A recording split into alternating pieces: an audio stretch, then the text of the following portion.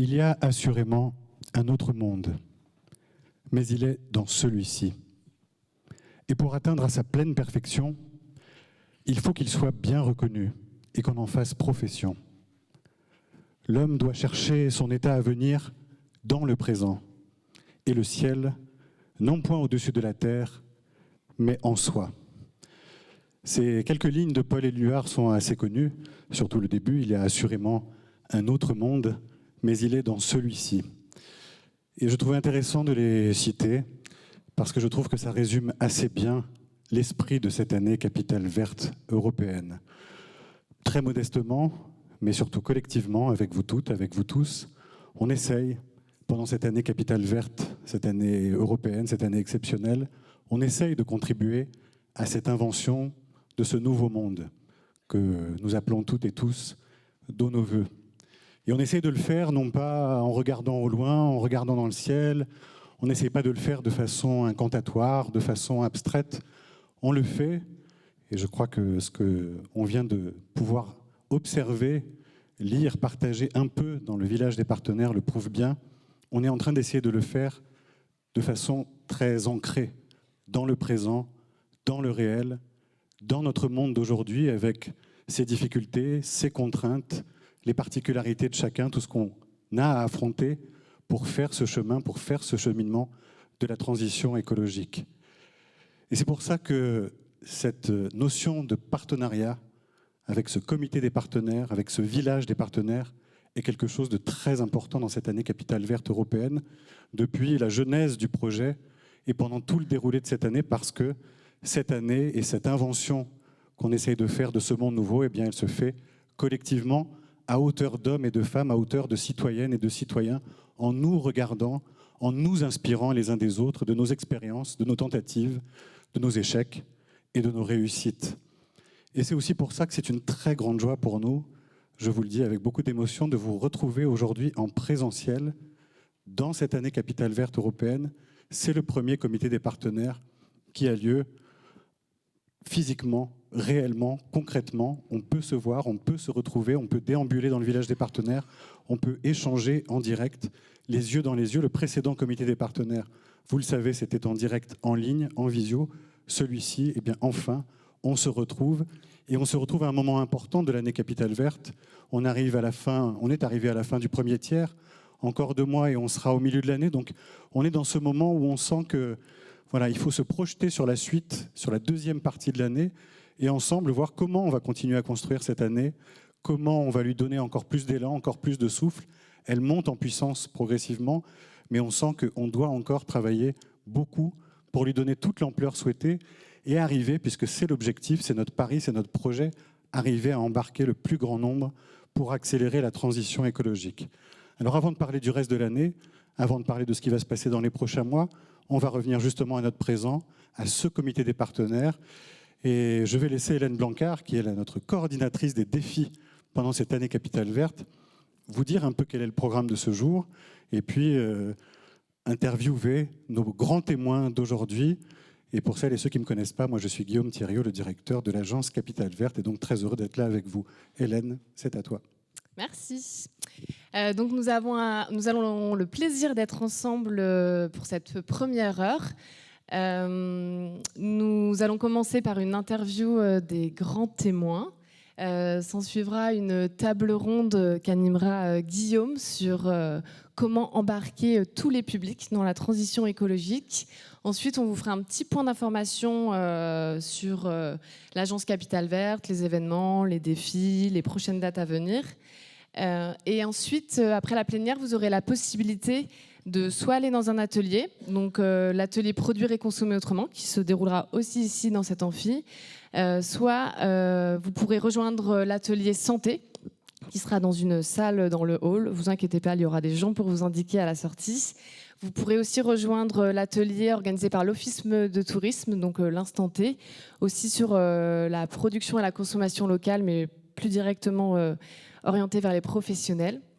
Et vous aurez aussi la possibilité de déambuler dans le village des partenaires pour échanger. Donc l'objectif du village des partenaires, c'est de mettre en avant des acteurs qui s'engagent sur notre territoire, qui sont des ressources pour vous engager dans des défis.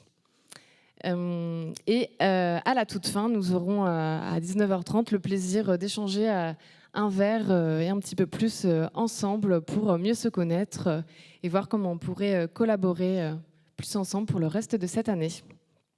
Alors, avant de me tourner vers mes grands témoins, c'est important en fait, dans l'année Capitale Verte de mobiliser tous les acteurs si on veut avoir un vrai changement. Donc on aurait pu choisir d'avoir des grands témoins du monde de la culture, des chefs d'entreprise, mais aujourd'hui on a décidé de faire un focus sur le sport. Alors pourquoi le sport ? C'est vrai que ça peut paraître paradoxal parce qu'on peut penser au déplacement des équipes, on peut penser aux infrastructures qui doivent être construites, ou si on a en tête les dernières images des JO d'hiver à Pékin. Mais le sport peut aussi être lié à la transition écologique. Et doit même être lié à la transition écologique parce qu'on doit tous faire face aux enjeux climatiques. Donc je vais me tourner tout d'abord vers Coralie. Donc Coralie, vous avez grandi à Saint-Imier. Vous avez commencé le ski à Champs-Rousse il y a plus de 20 ans. Et vous êtes aussi ambassadrice de la marque de territoire Grenoble-Alpes. Et dans ce cadre, vous avez à cœur de témoigner de votre environnement de travail, si je puis dire, des changements que vous avez pu observer. Est-ce que vous pouvez nous expliquer les changements que vous avez pu constater dans nos environnements montagneux ? Déjà, bonsoir à tous. Merci d'être là. Ça me fait plaisir d'être ici également avec vous. Moi, je suis sportive de haut niveau en équipe de France de ski depuis une quinzaine d'années maintenant. Et grenobloise de souche. Et c'est pour ça que j'ai décidé d'intégrer la marque Grenoble-Alpes qui a été créée en 2019 pour un peu valoriser au final le territoire grenoblois et l'associer à ces montagnes. Valoriser les montagnes, c'est aussi les faire connaître et permettre que chacun puisse les protéger. Et protéger aussi nos écosystèmes. Et valoriser ce beau territoire grenoblois, c'est aussi valoriser la population, qui est très riche chez nous, et amener de nouveaux talents pour prendre soin de nous et de nos écosystèmes. C'est en ça que je suis engagée chez Grenoble-Alpes. Et ensuite, les changements que j'ai pu observer, évidemment, moi je m'entraîne sur les glaciers l'été et depuis une vingtaine d'années, on voit énormément de recul, notamment des glaciers qui ne sont plus praticables. Je pense à Val d'Isère, je pense à Tignes où on s'entraînait beaucoup l'automne et où on ne peut plus aller malheureusement parce que c'est un glacier qui est exposé un peu sud et il prend beaucoup le soleil. Voilà, on a été contraints aussi de s'entraîner en hémisphère sud pour avoir des meilleures conditions, ce qui accentue aussi les déplacements. Et j'invite aussi tout le monde, pour prendre vraiment conscience de l'ampleur des reculs des glaciers, d'aller voir la mer de glace à Chamonix. Et on a un grand escalier à descendre pour rejoindre la glace. Et chaque année est notée la hauteur de glace de chaque année. Et c'est très impressionnant de voir le déclin de la mer de glace à Chamonix. D'après le GIEC, c'est 1 degré de plus dans les territoires alpins que sur les plaines. Donc voilà, on a une plus grande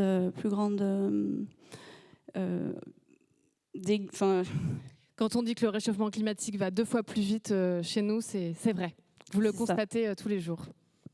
Est-ce que dans le monde du ski, ou plus généralement dans le monde du sport, cette préoccupation sur ces questions écologiques est partagée ? Est-ce que c'est un sujet de discussion entre athlètes ou pas du tout ?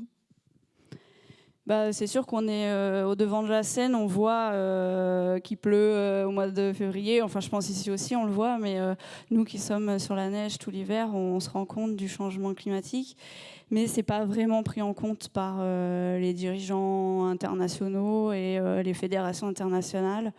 Je pense qu'il y a vraiment une prise en compte encore à faire de nos dirigeants pour faire avancer les choses, parce que nous, finalement, en tant que simple athlète et sportif, on est obligé de suivre les calendriers et les déplacements. Donc ça mériterait d'avoir une plus grande prise en considération et de ce dérèglement. Pourtant, le ski serait le principal sport impacté. C'est vrai. Et alors, à titre personnel, est-ce que vous êtes engagé dans des actions, dans des éco-gestes, des actions en faveur de l'environnement? Ou peut-être même que vous relevez un défi de Capitale Verte? Oui, j'ai regardé les défis un peu. J'habite en ce moment à Chambéry. Bon, je disais que j'étais Grenoble de souche, mais finalement, j'habite à Chambéry. Je viens tous les jours en train pour aller à l'université, parce que je suis étudiante au printemps. Donc j'essaye de réduire ma mobilité en voiture en tout cas. Je composte, je fais des petits gestes comme ça, mais c'est vrai que ces gestes, ils ont été permis par les collectivités qui essayent de mettre en place, faciliter la mobilité à vélo, faire des composts collectifs, notamment pour qu'on puisse composter alors qu'on vit dans un appartement. Voilà, c'est grâce à ça aussi qu'on peut s'engager en tant que citoyen. Merci pour ce bel engagement. Et donc, on vous invite tous à aller à la mer des Glaces pour constater par vous-même. Merci.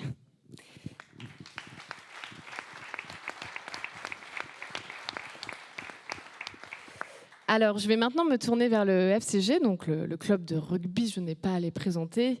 Johan Vazar et Jacques Grégoire. Donc, je vais poser ma première question à Johan.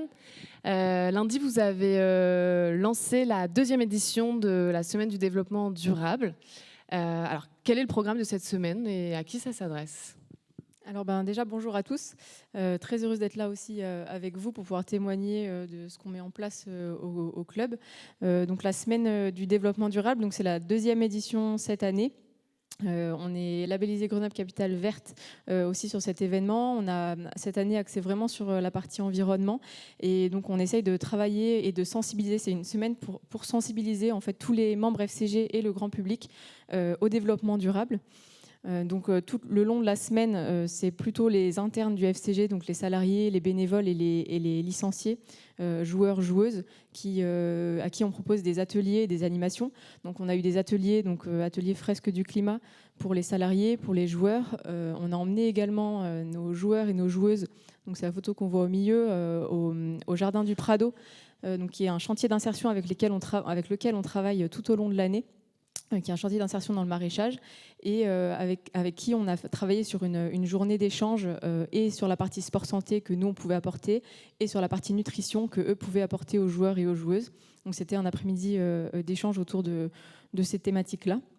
On a également donc des temps un peu plus grand public, notamment le mercredi après-midi, où on a toutes les familles de licenciés du club, où on a mis en place un village recyclage avec plusieurs points de collecte, plusieurs animations aussi permises par la métro avec les messagers du tri auprès des jeunes publics. On a également une ressourcerie au club qui a été ouvert le mercredi après-midi dans le cadre du village. Donc le week-end, samedi, on organise une opération ramassage des déchets qui est aussi ouverte au grand public. Donc le but, c'est vraiment de toucher tous les publics que peut toucher le FCG, que ce soit les membres internes, les licenciés, les bénévoles, mais aussi les supporters et le grand public. Et je crois que vous avez plus de 600 licenciés, c'est ça ? 500 à peu près, oui.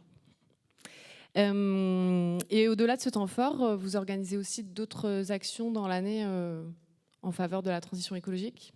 Oui, c'est ça. Le développement durable au FCG, c'est pas qu'une semaine, c'est toute l'année. Mais c'est vrai que cette semaine-là, elle permet justement de mettre en avant les actions qu'on met en place l'année et de sensibiliser notamment les publics qu'on a du mal à sensibiliser toute l'année, parce que là, on fait des ateliers vraiment axés pour eux et on les emmène chez des partenaires ou chez des structures qui sont sur ces thématiques-là. Mais sinon, toute l'année, on est engagé aussi au club sur notamment 3 thématiques. Donc la thématique de la mobilité qui est très importante et avec laquelle Grenoble, la SMAG, nous accompagne. Donc avec un plan de mobilité on a fait une enquête mobilité, donc elle nous accompagne avec un plan de mobilité sur 3 ans avec lesquels on met en place des actions. Donc, ça peut être des actions pour les supporters jour de match, pour les licenciés qui viennent au stade Lesdiguières. Donc, il y a quand même à peu près 120 licenciés au stade Lesdiguières, donc ça fait un nombre conséquent aussi. Et on parlait des licenciés, les salariés, il y en a 120, et les licenciés qui viennent s'entraîner, c'est tous les jours. Et c'est pareil, on essaie de mettre en place des solutions de covoiturage, notamment pour ces licenciés-là. Donc ça, c'est la partie mobilité. On a toute la partie déchets qui est aussi très importante, notamment sur les événements. On pratique le tri des déchets, on fait des formations aussi pour les bénévoles sur le tri des déchets. On a donc la ressourcerie, j'en ai parlé rapidement tout à l'heure, c'est une action qui a été mise en place à partir de cette année, qui est une ressourcerie sportive. En fait, l'année dernière, on a collecté auprès de tous les licenciés des équipements sportifs, donc c'est des vêtements, des crampons, des casques, etc. On a eu plus de 2000 produits entre ce qui a été donné et ce qu'on a récupéré d'anciennes dotations dans le club. Et on a pu ouvrir cette ressourcerie pour répondre à deux problématiques. La première, c'est la sensibilisation aux secondes mains et à ne pas acheter tout le temps des équipements neufs. Et la seconde, la demande aussi des licenciés qui souhaitent s'équiper à moindre coût, notamment pour les enfants qui doivent changer, par exemple, de crampons 3 fois par an. Ça permet justement de faire un roulage ou un roulement entre les paires de chaussures. Et donc c'est aussi le but de cette ressourcerie, c'est d'être une ressourcerie solidaire et environnementale. Très belle initiative. Voilà. Je vais maintenant me tourner vers Jacques. Donc vous êtes membre du comité de direction du FCG. Est-ce que vous pouvez nous expliquer pourquoi le club et ses dirigeants ont souhaité s'engager dans une démarche de transition écologique, et aussi est-ce qu'il y a eu un élément déclencheur? Alors c'est vrai, bonsoir à tous, c'est vrai qu'on peut se poser la question, un club de sport dans son action et sa capacité pour tout ce qui est démarche sociétale, environnementale. Un club de rugby, c'est comme l'a dit Johan, c'est beaucoup de licenciés. J'ai entendu un mot tout à l'heure qui me paraît important, c'est embarquer. Aujourd'hui, c'est de l'éducatif. Pour le commun, un club de rugby, surtout quand il a une équipe professionnelle, c'est un groupe professionnel, et très souvent on nous parle du groupe professionnel. Nous, ça commence à partir de 3 ans. Et il y a cette dimension éducative qui est importante pour nous. Et dans la ville, c'est notre mission d'intérêt général, donc autant au niveau sociétal qu'environnemental. Donc il n'y a pas eu vraiment d'élément déclencheur. C'est une chose depuis une quinzaine d'années, quand on a revu un peu le projet du club et qu'on est arrivé à la tête du club, l'équipe qui est en place actuellement, c'est une dimension qu'on avait déjà. Donc on a petit à petit multiplié les actions, on a investi en créant notamment le poste de Joanne également. Et on essaie d'embarquer le plus grand nombre au travers de toutes ces actions. Et c'est ce que Joanne a oublié, c'est aussi un réseau de partenaires. On veut être le premier réseau d'entrepreneurs sur Grenoble, et on essaie d'embarquer un peu tout ce monde-là dans des pratiques plus éco-responsables. C'est très dur à résumer en 2 minutes, mais... C'est parfait, merci beaucoup. Mais c'est pour finir, ce qui est important, c'est qu'on se rende bien tous compte que le coup de baguette magique n'arrivera pas, que c'est vraiment une multitude de petites bonnes volontés, de petites actions. Et donc, à notre échelle, qui commence maintenant à être assez intéressante, on essaie d'apporter notre bol, tout simplement. C'est l'objectif. Si chacun s'y met, on va y arriver. Merci. Et bien justement, vous me faites une transition parfaite. Vous me disiez comment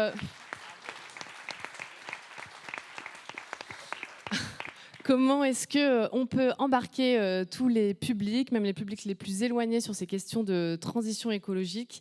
Donc je vais passer la parole à Guillaume pour animer la table ronde. Merci. Une solution, ça serait peut-être que tout le monde soit licencié au FCG. Mais ça vous ferait beaucoup de monde. Donc on va... Oui, voilà, la pub est faite.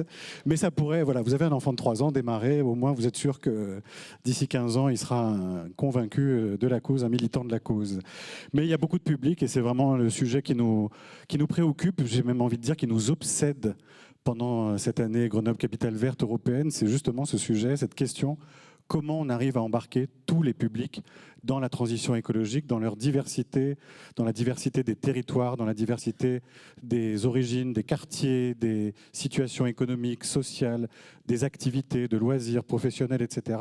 comment on fait en sorte, et je crois que c'est vraiment l'objectif de cette année, comment on fait en sorte de ne pas rester toujours entre personnes déjà convaincues, déjà sensibles, déjà agissantes, comment on élargit le cercle, comment on élargit le champ des possibles, comment on va vers tous les publics et comment on embarque, pour rester sur ce mot-clé, tous les publics.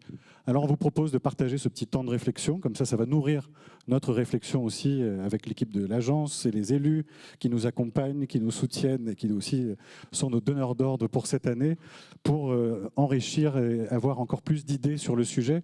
Et on va faire un focus pendant cette table ronde sur 3 types de publics, en commençant, je vais commencer par mon voisin Damien Bouévin, membre du collectif Innove, qui a des actions d'ailleurs qui ont été soutenues dans le cadre du coup de pouce vert, qui est des actions labellisées, qui ont eu lieu notamment le week-end dernier, des actions intéressantes. Vous vous dirigez vers le public jeune. Alors le public jeune, comme on sait, il est aussi divers que tous les autres publics, finalement, que toutes les tranches d'âge. Tous les jeunes ne sont pas Greta Thunberg, il y a de tout aussi dans la jeunesse.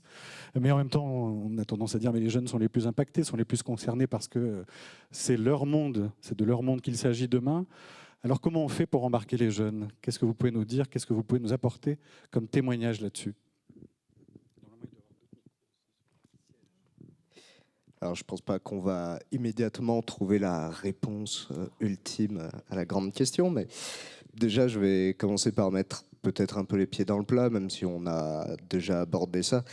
Effectivement, je pense que les jeunes, avec un grand J majuscule, c'est un peu comme le grand public, ça n'existe pas.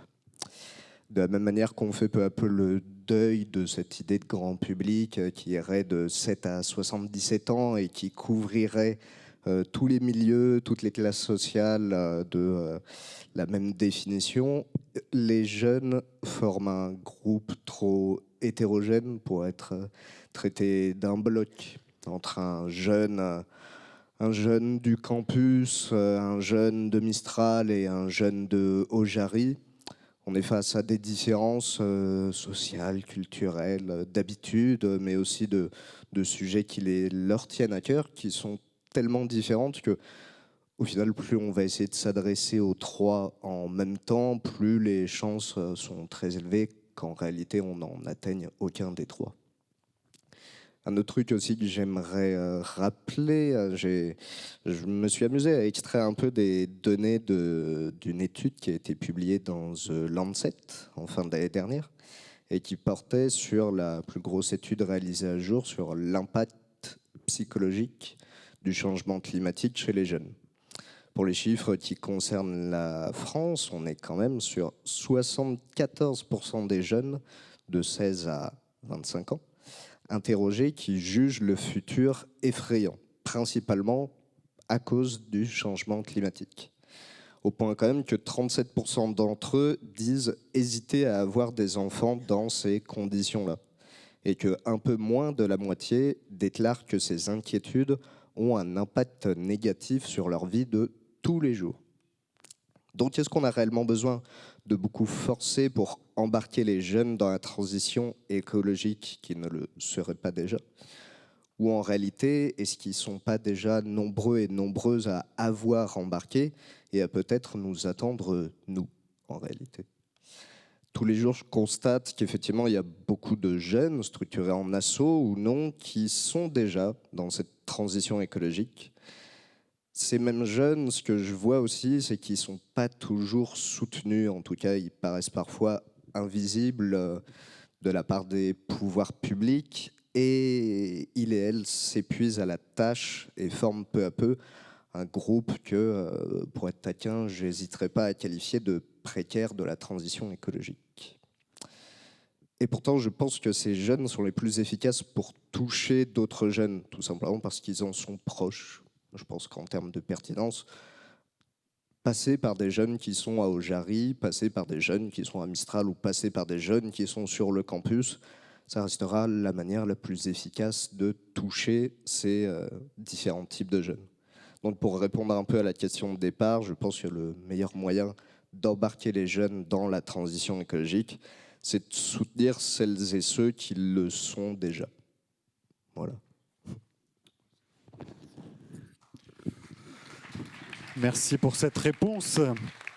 C'est quand même une réponse. Vous avez été un peu modeste au début, mais on a un élément de réponse, que les jeunes parlent aux jeunes et qu'on aide les jeunes qui doivent parler aux jeunes. Maud Tavel, présidente de notre agence Grenoble Capitale Verte Européenne et adjointe au maire de Grenoble, ça vous parle ce que dit Damien Boévin? Oui, ça me parle. Bonsoir à toutes et tous. Au-delà de les mobiliser, je crois qu'il faut qu'on les écoute, effectivement, ces jeunes. Et c'est très bien dit. Je crois que suivant leur parcours familial, culturel, l'environnement dans lequel ils ont évolué, effectivement, on ne peut pas s'adresser à ces jeunes de la même façon. Par contre, effectivement, en discutant avec un premier jeune, celui-ci pourra ensuite discuter avec un autre. Et je pense que c'est comme ça. Donc, la façon dont on doit aujourd'hui réfléchir, c'est vraiment écouter cette jeunesse, parce qu'on sait finalement qu'elle se mobilise déjà en partie. Et puis celle qui n'est pas mobilisée, eh ben, on va compter effectivement sur la transmission qui peut être faite sur cette génération. Et en même temps, on ne peut pas s'arrêter à ça. Je pense qu'en tant qu'acteur institutionnel, on se doit d'accompagner aussi nos professionnels. À la ville de Grenoble, on a un service jeunesse, donc on a formé les professionnels de ce service justement pour aller à la rencontre de cette jeunesse. Et un peu, effectivement, en tout cas pour certains publics qui sont accompagnés, de ne pas passer du désintérêt à l'éco-anxiété, parce que je crois que c'est finalement là où on n'arrivera pas, justement, et on aura tout perdu. C'est aussi leur donner les moyens et leur ouvrir des perspectives. Donc c'est ce qu'on essaye de faire depuis maintenant quelques années. En tout cas, quand on a travaillé sur l'édition 2021 de la Biennale des villes en transition, on avait réuni des groupes de jeunes qui ont travaillé sur cette question du climat. Et ils ont pu, le travail qu'ils ont conduit entre eux, a pu être présenté au commissaire européen qui était présent en début d'année au moment de la cérémonie d'ouverture. Je crois que c'est ça qui est important aussi, c'est que finalement, des groupes de jeunes qui réfléchissent entre eux, on puisse ensuite les accompagner et que les acteurs institutionnels à l'échelle européenne puissent écouter ce qu'ils ont à dire. Et ça, c'est un élément qui est intéressant.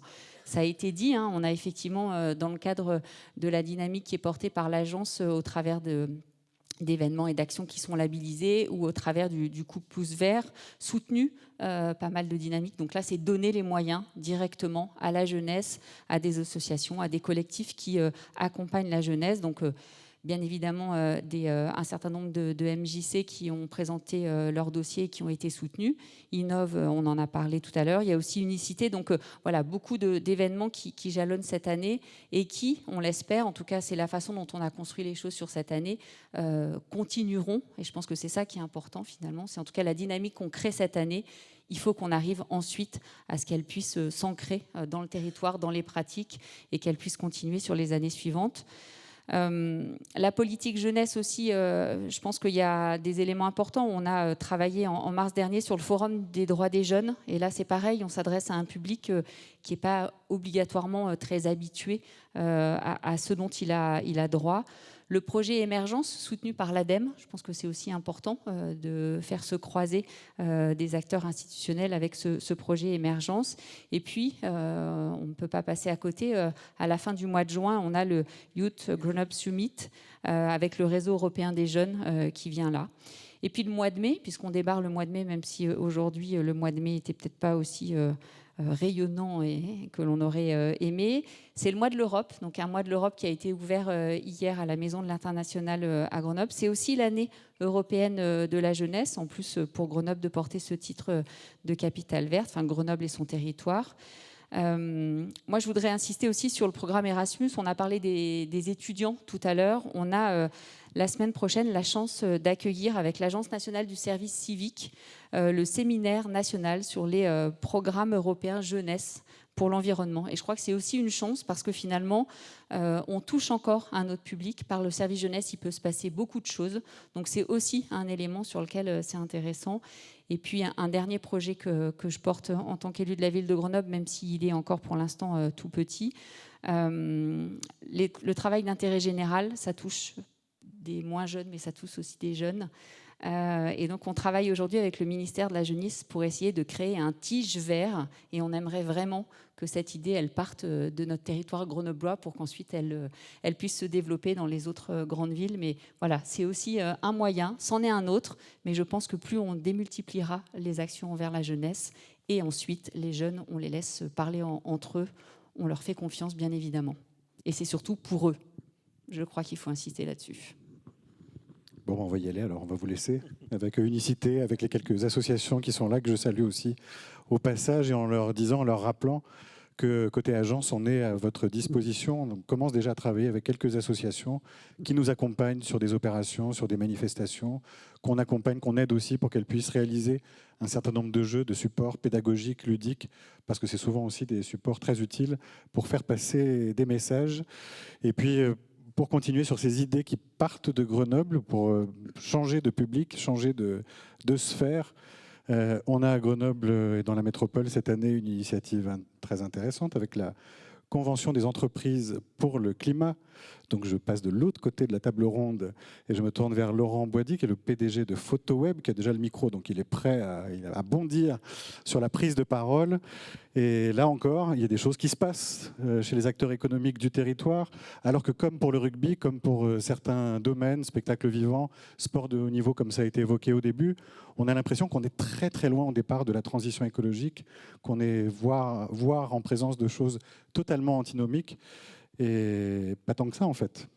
Ben non, en fait, il faut prendre conscience, que les entreprises, demain, si elles veulent vivre, il faut qu'elles aient des clients, il faut qu'elles aient des collaborateurs. Et si les entreprises de demain ne sont pas vertueuses, si elles ne sont pas alignées avec la nécessité de la planète de se transformer, on aura des vraies difficultés de recruter nos collaborateurs. Personne ne voudra venir dans une entreprise qui est en train de polluer à gogo et qui fait le minimum RSE qui lui est demandé. Et puis de l'autre côté, des clients qui ne voudront plus forcément acheter vos produits. Donc je suis convaincu que les entreprises qui ne se transformeront pas disparaîtront dans les 5 à 10 ans à venir. L'équation sera plus bonne. C'est pas ce qu'on nous a appris dans les écoles de commerce, évidemment, hein, la croissance, la rentabilité, etc., etc. Et en fait, dans cette expérience qui est la Convention des entreprises pour le climat, ça a été de réunir 150 entreprises, 300 personnes, 300 représentants de ces entreprises, et de travailler, déjà d'avoir une vraie prise de conscience, l'électrochoc, de travailler ensuite sur notre business model, ne pas faire du business as usual, comme on peut dire, mais de faire autrement, de ne plus forcément orienter des entreprises avec des rythmes de croissance qui font la vie d'une entreprise, mais d'aller chercher son développement ailleurs et en étant plus vertueux, et de ne pas se contenter d'être sur du zéro carbone, mais d'être même régénératif, c'est-à-dire recréer du vivant autour de nous dans nos écosystèmes. Et durant cette CEC, on travaille donc sur ce plan d'action des 150 entreprises. Comment le faire ? Donc on est accompagné par des experts, par des intervenants et on brosse à chaque fois, à chaque rencontre, toutes les 6 semaines, un pan de notre entreprise. La comptabilité, qui aujourd'hui est une comptabilité financière, qui ne se base que sur les performances de l'entreprise. Et ben demain, on doit mettre en place la comptabilité extra-financière et qui va être aussi valoriser l'entreprise sur ce qu'elle fait de bien pour la planète. Et donc ça, c'est très fort. Les RH, le marketing, les actionnaires, évidemment, c'est un vrai enjeu. C'est-à-dire qu'aujourd'hui, les entreprises, on a à emmener nos collaborateurs dans ce mouvement. Donc on a besoin de faire prendre conscience à tous nos collaborateurs qu'il est nécessaire de changer et pourquoi on change. Et ça peut faire drôle et perturber certains, qui ne vont pas trop comprendre pourquoi pendant 20 ans on a cherché à faire de la croissance et maintenant on va chercher à faire autre chose que de la croissance. On doit éduquer nos clients, parce que si moi je suis le seul à bouger, à faire des produits plus chers, à livrer plus lentement mes produits pour que ça émette moins de CO2, est-ce qu'ils ne vont pas partir chez mes concurrents qui continuent à promouvoir l'expédition en 48 heures ou en 24 heures ? Donc je dois éduquer mes clients à ce qu'ils comprennent pourquoi ils vont venir chez moi, quel est l'intérêt de venir chez moi plutôt que chez l'autre, et puis pourquoi est-ce qu'il faut attendre. C'est pas très grave finalement d'avoir son colis en 5 jours plutôt qu'en 24 heures, c'est pas très grave. Mais il faut en prendre conscience en fait. Et puis de l'autre côté, on doit aussi accompagner nos actionnaires qui, eux, sont sur des schémas très financiers, très classiques. pas toujours très jeunes. et donc, voilà, ils ne sont pas dans ce mood. Donc il faut qu'ils comprennent l'intérêt d'avoir une entreprise qui est plus vertueuse, qui travaille différemment et qui demain sera toujours là en fait, contrairement peut-être aux autres. Donc ça peut coûter peut-être un peu plus cher, ça peut demander beaucoup d'efforts, mais en tout cas si on ne le fait pas, ils doivent prendre conscience que le risque il est beaucoup plus élevé que de ne pas atteindre les 5 points de croissance qui sont demandés ou je ne sais quoi, vous voyez. Les fonds d'investissement ne pourront plus investir dans les entreprises en ne demandant que de la rentabilité.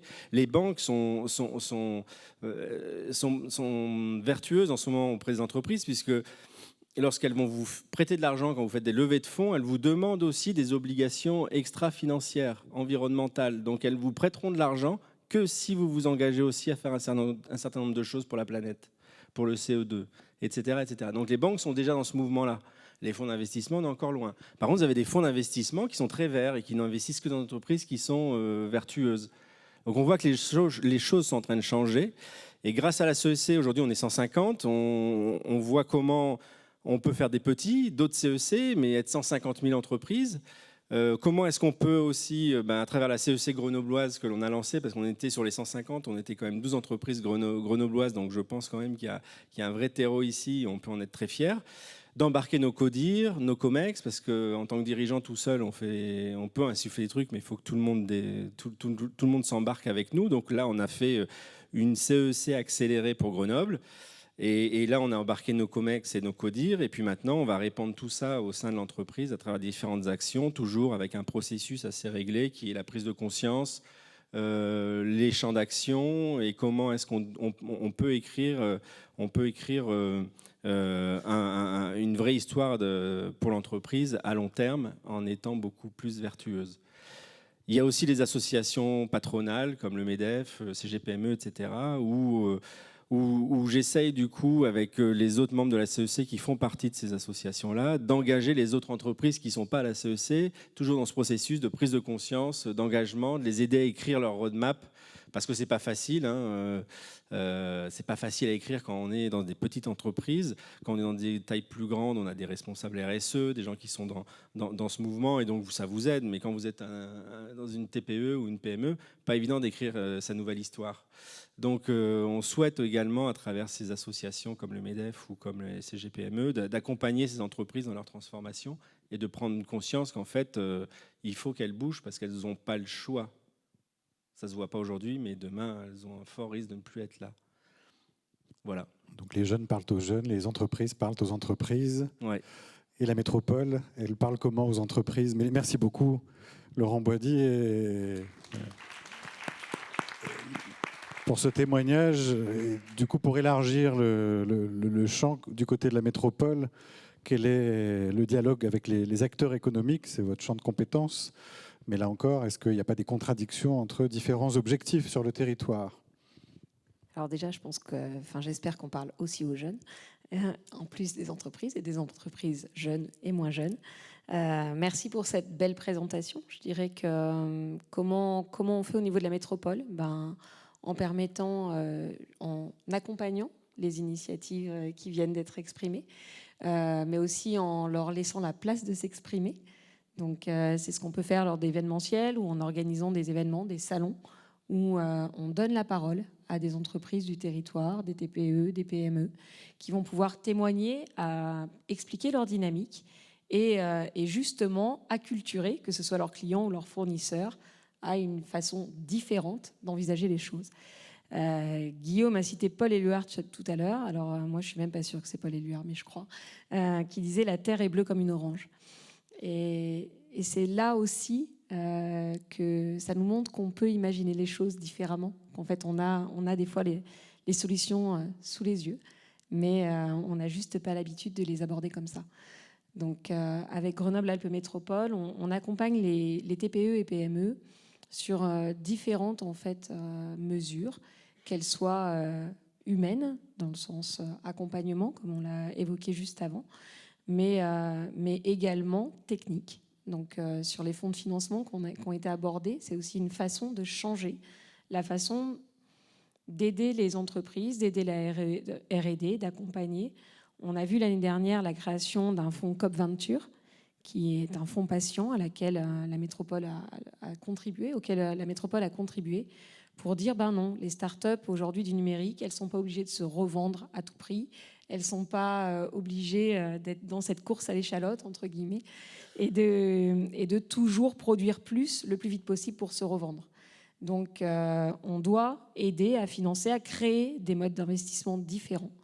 Et donc un fonds patient qui va être vertueux, qui va laisser le temps aux entreprises de développer à une taille qu'ils estiment être une taille suffisante pour se développer sur le territoire, et eux aussi, une fois qu'ils auront grandi, réussi en fait à remporter leur challenge, et ben justement à remettre dans ce fonds patient pour d'autres entreprises. Donc les initiatives de la métropole, elles sont de cet ordre-là. On peut retrouver des initiatives comme Murmure qui vont concerner les TPE, les PME, mais également les individuels. Donc sur l'isolation des bâtiments. Donc cet accompagnement, il se fait non seulement auprès des entreprises qui vont travailler sur le bâtiment et qui vont faire cette isolation, que les entreprises qui vont vouloir isoler leur bâtiment. Donc tout à l'heure, vous disiez que de toute façon, ce n'était pas un choix. Ben là, on arrive dans des solutions où on n'est pas sur des choix. On sait que les ressources sont de plus en plus rares, que l'énergie est de plus en plus difficile et qu'il faut être économe. Donc bien isolé, ça en fait partie. Donc on a également tout ce qui est fonds air véhicule.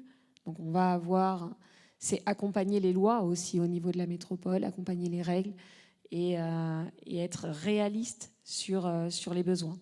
Donc la zone faible émission pour les entreprises, eh bien, c'est le rendre concret, aider à investir dans d'autres véhicules, mais aussi aider à s'interroger sur ces pratiques. Et enfin, on a tout un système de labellisation, donc d'encouragement à des nouveaux labels, que ce soit pour le tourisme plus durable, que ce soit clé verte ou encore des défis commerce ou, comme vous le trouverez ici, comment vous aussi vous engagez. Donc voilà, la métropole, elle accompagne les entreprises et j'espère qu'elle vous accompagne, vous toutes et tous ici, à vous engager et à trouver des solutions. Oui, c'est important. Merci beaucoup, Mélina. C'est important. Cette idée d'accompagnement, comme ça avait été évoqué également par Maud Tavel, on vous pousse beaucoup, on y reviendra, à relever des défis, mais à côté de chaque défi, on met en face un certain nombre de ressources, notamment des ressources qui sont proposées par les collectivités du territoire pour vous aider à réaliser ces défis. Il y a la question du que faire, il y a la question du comment faire. Et on essaie d'apporter des réponses à ces deux questions pour vous guider dans l'action. Et on continue notre promenade intellectuelle mais concrète sur cette question du comment embarquer tous les publics dans la transition écologique. On va parler maintenant plutôt des publics dits en difficulté, plus éloignés peut-être de ces questions, de ces sujets-là, l'éternelle opposition qui est faite entre fin de mois, fin du monde, comme on le résume assez rapidement. Évidemment sans discours culpabilisateur, moralisateur, en ayant conscience des difficultés qui ne sont pas les mêmes pour les différentes catégories de public, mais il n'empêche, il y a peut-être des réponses qui sont aussi des réponses pour la vie de tous les jours et qui ont à voir avec la transition écologique, mais comment on y va, comment on parle de ces sujets avec ces publics qui rencontrent plus de difficultés sociales et économiques.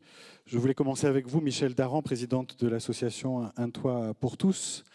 Parce que vous êtes au contact directement de ces publics, vous faites du logement très social, vous êtes associé à la Fondation Abbé Pierre, vous logez ces personnes, vous avez vous-même des actions ambitieuses pour rénover vos logements, je le sais, vous me l'avez dit, mais les personnes qui sont à l'intérieur de ces logements, comment vous travaillez avec elles sur ces questions ? Oui, merci, je vous remercie. Je remercie aussi toutes les interventions qui enfin, je pensais déjà savoir plein de choses, mais je découvre, c'est le but de ces réunions, un territoire tout à fait vivant, actif et dynamique. Et je suis heureuse pour nous. Alors nous, Un Toit pour tous, on est dans le social, dans le très social. On est effectivement sous l'égide de la Fondation Abbé Pierre. On a plusieurs objectifs. Un objectif d'observation et d'alerte sur le mal-logement dans le cadre avec notre observatoire du mal-logement. Nous avons aussi une une foncière qui acquiert des logements. Et puis, nous avons une agence immobilière à vocation sociale qui s'appelle Territoire et qui gère ces logements et qui gère les publics dans ces logements. Voilà, c'est une association qui a une trentaine d'années et à l'heure actuelle, nous avons à peu près 700 logements qui sont tous très sociaux. Qui font partie des logements sociaux du territoire métropolitain. Hein, ce n'est pas nous qui attribuons les logements. Nous les captons, comme on dit, et nous les réhabilitons et nous les remettons dans le circuit du logement social. Alors, c'est vrai que nous sommes en contact avec des publics en difficulté, parfois en grande difficulté. Nous avons aussi, par parenthèse, un petit volant de logements, une trentaine, une quarantaine, ça augmente à destination des publics migrants et réfugiés. C'est malheureusement d'actualité, c'est encore plus d'actualité ces temps-ci. Et peut-être je ferai une petite incidente sur ces publics qui sont particuliers pour le coup par rapport à ce qui nous préoccupe. À l'habiter en quelque sorte, le bon habiter dans le logement. Donc nos logements sont bien sûr, nous avons en quelque sorte 3 niveaux d'action. D'abord, par rapport au sujet qui nous préoccupe, la question de la prise en charge de ces logements lorsqu'on les acquiert. Ils sont bien sûr remis aux normes, ce qui n'est pas le cas de beaucoup de logements grenoblois. Je dois préciser que les logements, on les acquiert dans ce qu'on appelle dans le diffus. C'est-à-dire on n'achète pas des immeubles, on n'est pas spécialisé dans un quartier, on est sur toute la région grenobloise, la métro bien sûr, qui nous aide d'ailleurs pour acquérir les logements. Et nous sommes aussi dans le Voironnais et un peu dans le Grésivaudan. Donc, ces logements sont répartis sur tout le territoire. Ils sont acquis pour une somme relativement modeste. On n'a pas les moyens d'acheter des logements très chers, mais nous les remettons à niveau. Et là, c'est le premier niveau de notre intervention par rapport à la réhabilitation énergétique. C'est devenu très important parce qu'il y a des contraintes et nous avons un niveau très élevé de contraintes que nous nous imposons en termes d'isolation, etc. etc. Le deuxième niveau d'intervention par rapport au public, c'est que tous nos ménages sont accompagnés. C'est la spécificité des agences immobilières à vocation sociale, c'est que les ménages, qu'ils soient isolés ou des familles, sont toujours accompagnés par des travailleurs sociaux. Alors soit de façon très légère, soit de façon beaucoup plus rapprochée lorsque la famille rencontre des difficultés. Et à l'entrée dans le logement, il y a une prise en main du logement qui permet aux travailleurs sociaux et aux agents de l'agence immobilière d'alerter, d'accompagner, d'éduquer en quelque sorte, avec des guillemets, les familles par rapport au bon usage de leur logement. Parce que c'est devenu maintenant une évidence, mais la question des fluides, la question de la précarité énergétique, c'est quelque chose qui paye presque autant dans le reste à vivre des ménages que le loyer, qui est souvent pris en charge par les allocations logement. Par contre, voilà, la facture EDF, non. Donc, il y a un travail d'accompagnement social très rapproché par rapport à ces ménages sur les questions énergétiques et sur les questions du bon habiter. Et enfin, le troisième niveau que je voulais souligner, c'est une opération que nous menons actuellement grâce à la Fondation Abbé Pierre, qui nous permet de créer des ateliers avec des locataires volontaires, bien sûr, pour réfléchir ensemble, co-construire la notion de bien habiter son logement. C'est-à-dire, on fait l'inverse par rapport à ce que je vous disais dans la gestion locative adaptée, où ce sont les travailleurs sociaux qui viennent et qui expliquent comment il faut travailler, comment il faut habiter. Là, il y a un travail qui part des locataires et qui explique comment eux ils pourraient imaginer le logement idéal. Donc c'est un travail qui vient de commencer et qui va durer sur l'année 22-23. Et à partir de cette expérimentation, on espère comment dire, être plus performant et avoir plus d'effet sur nos publics qui sont malheureusement pour beaucoup d'entre eux plutôt éloignés des questions de préoccupation de transition écologique, parce que vous imaginez bien qu'ils ont bien d'autres soucis à régler avant. Et je termine juste sur ce que je vous disais par rapport au public migrant. Là, il y a un accompagnement très, très, très rapproché qui est fait, parce que lorsqu'on vient d'Afghanistan, de Guinée, ou peut-être moins d'Ukraine maintenant, mais en Iran, par exemple, on m'expliquait que là-bas, l'énergie est pas chère, et donc c'est tout à fait normal de chauffer à 25 et d'ouvrir les fenêtres. Sauf qu'après, voilà, la facture arrive. Donc il y a tout un travail, en plus, dans le respect des personnes et des ménages, qui doit être accompli et qui constitue une grosse partie de notre travail à Un Toit pour tous. Merci beaucoup, Michel Daran, pour ce témoignage. Et bravo pour votre action. Alors, il y a ce qui se passe dans le logement, et puis il y a tout l'environnement autour de la ville, autour de la métropole. On va passer le micro à Nathalie de Iparagir, du conseil départemental de l'Isère, qui est coordinatrice éducation environnement au service patrimoine naturel, parce qu'il y a aussi peut-être un enjeu à connaître la mer de glace, à connaître les montagnes autour, les glaciers autour, savoir ce qui s'y passe pour finalement être sensible aussi à ces sujets. Et ça, c'est un travail que vous faites, vous, avec le département. Oui, merci.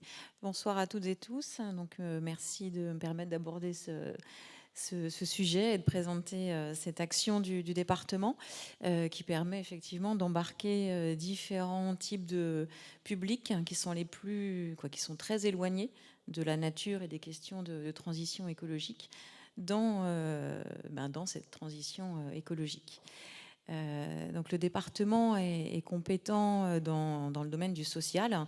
C'est d'ailleurs plus de la moitié de son budget est consacré aux questions sociales, avec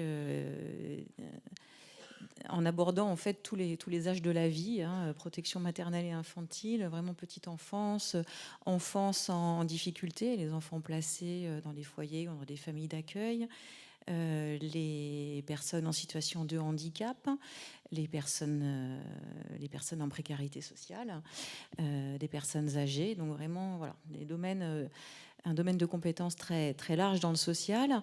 Et le département est également compétent dans le domaine de la préservation des espaces naturels, avec un réseau en développant un réseau d'espaces naturels sensibles notamment, et en ayant des missions d'éducation environnement sur ces espaces naturels sensibles. Donc en fait, à la croisée de ces deux compétences, sociales et préservation de l'environnement, est né le dispositif Nature et Lien Social, qui permet au public bénéficiaire des politiques sociales du département de réaliser des sorties nature accompagnées par des animateurs nature embauchés par le département, et qui permet donc à ces publics éloignés de ces questions de protection de la nature et de transition écologique d'avoir un accès privilégié grâce à ces sorties nature gratuites.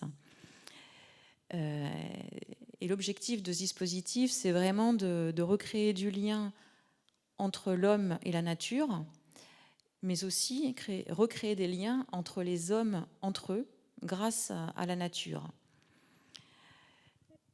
Et d'utiliser donc ces espaces naturels sensibles comme des supports pour rétablir ce lien social. Ce qu'on s'aperçoit, donc ça a été documenté de plus en plus dans les études scientifiques qui montrent vraiment les bienfaits de la nature sur le plan physique et psychique.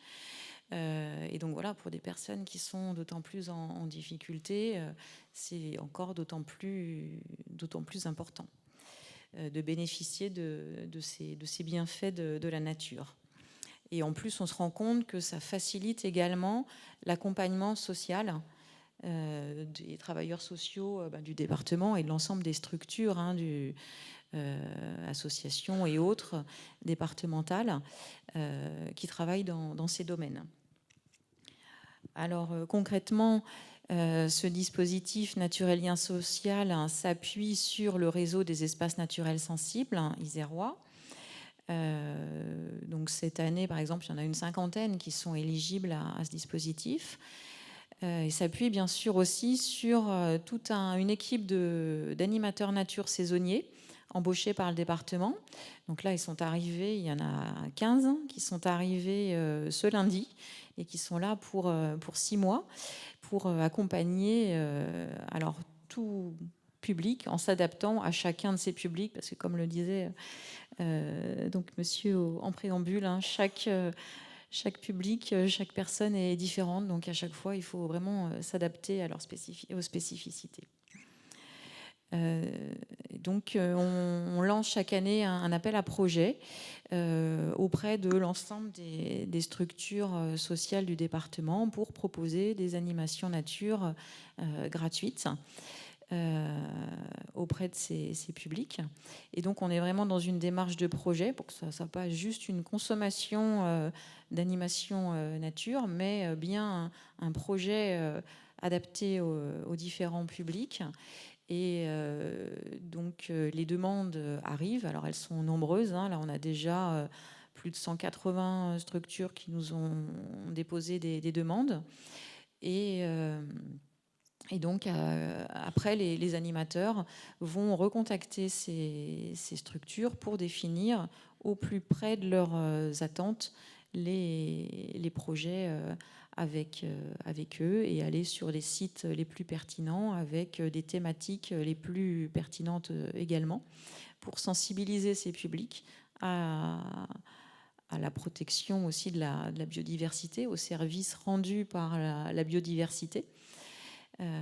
Et les amener doucement à agir aussi en faveur de la biodiversité et à prendre conscience des bienfaits de cette biodiversité qui est accessible à tous gratuitement. Et donc voilà, pour des personnes en situation de précarité sociale, c'est important aussi d'avoir ces possibilités de loisirs, de ressourcement gratuits. Donc l'objectif, c'est d'amener ces publics à passer des bons moments dans la nature, à prendre conscience de l'importance et de la nécessité de contribuer à la préservation de la nature. Donc à titre d'exemple, on peut citer des actions qui sont menées avec des tout-petits, avec les réseaux d'assistantes maternelles, pour un premier réveil à la nature. Et la nature, en fait, un terrain d'apprentissage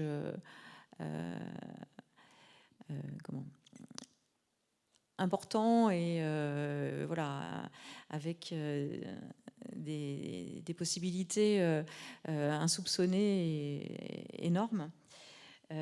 Et au-delà des animations avec des groupes d'assistantes maternelles et les petits qu'elles accompagnent, il peut y avoir aussi des formations auprès de ces assistantes maternelles pour leur donner un petit peu des billes pour elles-mêmes accompagner les petits dans la nature. Il y a aussi des couples parents-enfants de l'aide sociale à l'enfance où il peut y avoir des sorties nature qui vont faciliter justement ce lien qui a été vraiment compliqué entre les parents et les enfants. Et en les emmenant dans la nature, on est sur un terrain plus neutre où les comportements au final sont plus naturels et facilitent cette relation complexe entre parents et enfants. On peut avoir aussi des personnes en précarité sociale qui vont bénéficier de ces sorties et dans lesquelles elles peuvent retrouver un peu de confiance en elles où elles vont se rendre compte que finalement, elles ont des connaissances sur les milieux qui les entourent, que parfois les accompagnants qui les accompagnent au quotidien n'ont pas forcément. Donc il peut y avoir une confiance retrouvée. Et puis, pour des personnes aussi en situation de handicap, peut être un handicap psychique ou physique, des moments d'apaisement et aussi une bouffée d'oxygène, parce que ces personnes sont souvent dans des locaux qui sont enfermés. Donc c'est vraiment une bouffée d'oxygène pour elles de sortir. Merci beaucoup, voilà. Nathalie, parce qu'il faut qu'on avance un petit peu, mais je pense qu'on a bien compris le sens de cette action, qui est une très très belle action. Mais je vais élargir, je vous propose de passer le micro. Merci beaucoup, Nathalie. Là, j'ai la tâche un peu ingrate de lutter contre le temps, puisqu'on a démarré avec un fort retard et on devrait déjà commencer les ateliers. Et je voudrais quand même que Sandrine Martin-Grand, last but not least de notre table ronde, intervienne pour donner une vision un peu plus large sur action sociale et transition écologique. Vous avez 2 heures ou 4. Très bien, vous êtes prêts. Bonsoir à tous. Non, je pense que beaucoup de choses ont été dites, notamment sur action sociale et transition écologique. Je crois qu'effectivement, les enjeux, c'est tout d'abord de sensibiliser à la nature des publics qui sont parfois plus sensibilisés à comment je termine et comment je boucle la fin du mois. Et comment est-ce qu'on peut quand même arriver à les emmener sur une sensibilisation à apprécier la nature qui les entoure et du coup à avoir envie de relever les défis pour protéger cette nature. Donc c'est toute l'ambition qu'on a donnée au travers de ces visites de nos espaces naturels sensibles pour tous les publics que nous accompagnons et donc qui ont été cités par Nathalie. Et je crois que ces publics, aujourd'hui, on a plus de 3000 personnes chaque année qui visitent nos 17 espaces naturels sensibles départementaux. Donc ce n'est pas neutre, avec des guides qui les accompagnent, qui s'adaptent effectivement à chacun de ces publics. Et ce sont des petits gestes, mais qui, avant de parler d'éduquer, effectivement, participent. On commence par sensibiliser, puis ensuite on passe au niveau de l'éducation. On en a parlé, l'éducation. Aujourd'hui, c'est partout, c'est dans les entreprises, c'est dans les écoles, au niveau des jeunes. On a aussi un public moins jeune qui a été du coup moins éduqué, que pour autant le département accompagne. Et je crois que c'est important que ces personnes-là aussi, qui sont sensibles à la nature, qui ont envie de relever un certain nombre de défis pour eux, mais aussi pour leurs enfants, pour leurs petits-enfants, on puisse les accompagner. Et c'est d'ailleurs ce qu'on fait. On organise tous les 2 ans dans l'agglomération grenobloise un forum senior. Le prochain aura lieu le 21 mai à Grenoble, puisqu'on change de ville dans l'agglomération chaque fois, tous les 2 ans. Et donc, on a souhaité aussi, je crois qu'il y aura un stand de Grenoble Capitale Verte Européenne pour accompagner donc, les seniors à la transition écologique et les aider dans les gestes du quotidien. Donc, une autre action. Et puis, je crois qu'on a eu l'occasion de le dire sur le consommer local. Là, ça concerne encore une fois tous les publics. On a eu d'ailleurs la semaine dernière, dans le cadre de la valorisation de la marque Isère pour les produits locaux. Vous savez qu'il y a une brique de lait qui est le lait de l'Isère, qui a été créé par nos agriculteurs. Et il y a eu un stand en plein centre-ville de Grenoble la semaine dernière. Et le président Jean-Pierre Barbier ainsi que Fabien Mulic, notre vice-président à l'agriculture, et un certain nombre d'agriculteurs ont offert des smoothies et des briques de lait. Ça a été, je crois, très apprécié puisque tous les passants, qu'ils soient jeunes, moins jeunes et quelle que soit leur origine sociale, ont pu venir et apprécier ce lait qui est commercialisé dans les grandes et moyennes surfaces de l'agglomération. Donc voilà, là encore, des petits gestes du quotidien qui doivent s'adresser à tous les publics. Et puis peut-être parce que j'ai le micro pour le mot de la fin, je dirais que moi je suis très heureuse de voir que l'ambition qu'on avait donnée à cet événement Grenoble Capitale Verte, de dire il faut qu'on arrive à embarquer tous les publics et il faut qu'on arrive à faire en sorte qu'il y ait des démonstrations démonstration de tous les défis qui peuvent être relevés dans cette agglomération, à Grenoble, dans l'agglomération et plus largement dans l'Isère. On en a eu quand même un bel échantillon ce soir, avec des entreprises, avec des sportifs, avec des clubs. Le FCG, je crois, nous a fait une très belle démonstration de ce qu'un club, on sait que le sport est un très beau vecteur de lien social, mais aussi en matière d'environnement, et donc nous a bien expliqué tout ce qu'il était possible de faire, et puis ce que font nos collectivités, chacune dans leur domaine de compétences. Donc voilà, c'est, je pense, l'ambition qu'on a souhaité donner à Grenoble Capitale Verte, et je suis très heureuse de voir que ça fonctionne, et que j'espère que ça fonctionnera encore plus jusqu'à la fin de cette année et bien au-delà. Merci. Merci Sandrine Martin-Grand. Merci à toutes et à tous. Le temps avançant très rapidement, on ne va pas pouvoir avoir un temps d'échange, mais le but aujourd'hui, c'est d'avoir des échanges très informels. C'est pour ça qu'il y a ce village des partenaires. On va se retrouver dans 3 ateliers thématiques séparés, mais si vous ne voulez pas aller dans les ateliers, il n'y a pas d'obligation. Vous pouvez déambuler et aller à la rencontre les uns des autres dans les allées du village des partenaires.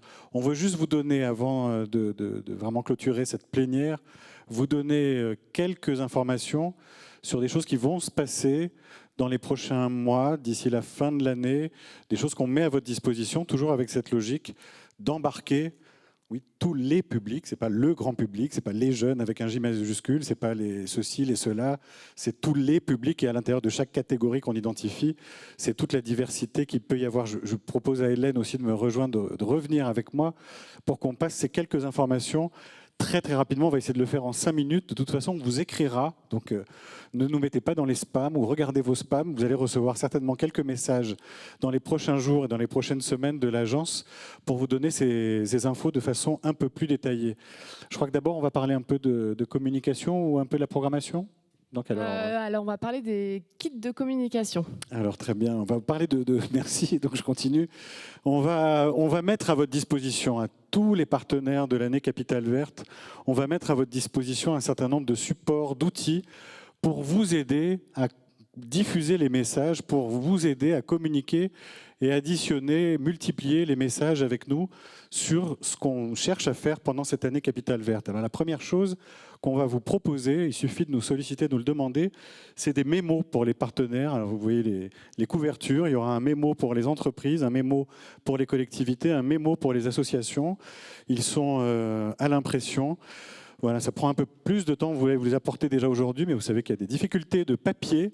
Mais voilà, on a préparé des mémos où on vous dit un peu comment vous engager, comment vivre cette année, comment vous y impliquer. Tout sera là-dedans, n'hésitez pas à nous solliciter.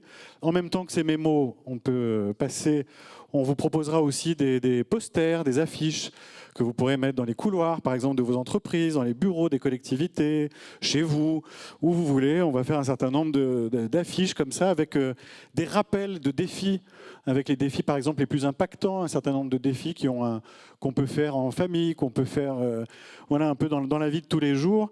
On va aussi vous diffuser des éléments de la charte graphique que vous pourrez utiliser, parce que c'est quelque chose d'important. Si cette charte graphique que vous voyez sur nos différents supports, que vous voyez sur l'écran, qui est quelque chose qui a été créé justement pour être à l'image de ce qu'on veut faire de cette année, c'est-à-dire quelque chose... Tout à l'heure, quelqu'un m'a demandé, il est parti, c'est Jérôme Riff que je voulais saluer, pour le remercier aussi pour la qualité de l'accueil à Alpexpo. Il a vu un kakémono rose. Il m'a dit, mais pourquoi du rose? Vous avez vu qu'en fait, il y a des kakémonos verts, évidemment, mais il y a des roses, des bleus, des rouges, des oranges. Et c'est l'idée qu'il y a toutes les couleurs, il y a tous les publics, il y a toute la diversité qui doit s'engager dans cette année Capitale Verte. Et donc, il y a une charte graphique, 2 secondes, sur les slides. On vous proposera, donc, si vous êtes partenaire, si vous êtes dans le coup de pouce vert, si vous êtes sur un événement labellisé, si vous êtes sur les défis, des différents types d'éléments de la charte graphique que vous pouvez utiliser, récupérer et vous approprier. Et un élément important dans notre monde d'aujourd'hui, dans la communication d'aujourd'hui, là c'est la slide suivante, c'est bien de reprendre certains messages ensemble sur les réseaux sociaux.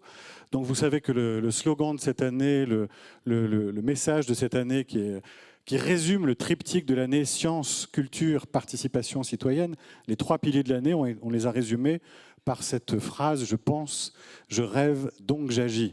Je ne refais pas le topo sur la phrase de Papa Descartes qu'on a tordue pour justement dire attention, la science aujourd'hui nous apprend autre chose, on n'est pas au centre du monde, on doit être agissant pour lutter contre le dérèglement climatique. Et donc vous avez des hashtags qu'on vous invite à reprendre dès que vous faites quelque chose pour la transition écologique, que vous intervenez, que vous relevez un défi, que vous organisez un événement. N'hésitez pas à utiliser ces hashtags.